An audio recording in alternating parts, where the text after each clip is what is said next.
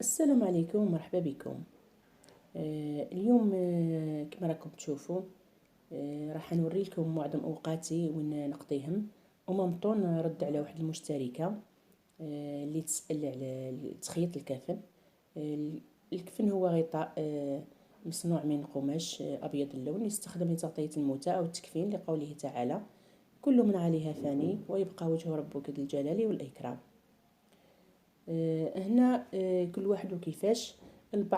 كاين البعض يكفن الميت في الكفن مخيط، وكاين لا.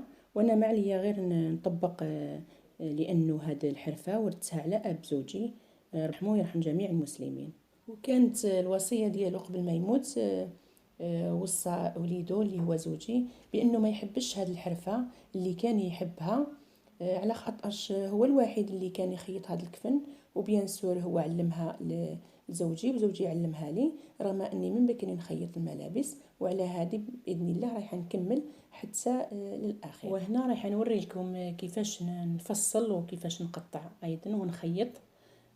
هذا الرولو يشريه زوجي حوالي 90 متر او 80 متر كل رولو. كيفاش ناخذ نقطع نفس المقاس بالنسبة للرجل والمرأة، ما عدا يختلف.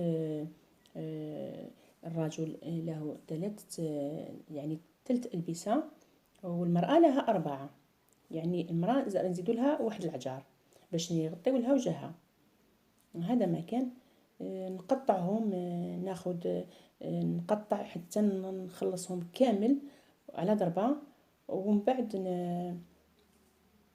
نخيطهم حتى نخلص. ايضا قلنا بنفس المقاس بالنسبه للرجل او المراه، ما عدا نخلو حوالي مترتين او متر من القماش للاطفال الصغار، لانه ما راحش بيان سور يحطوا لهم هذا القماش الكبير كامل.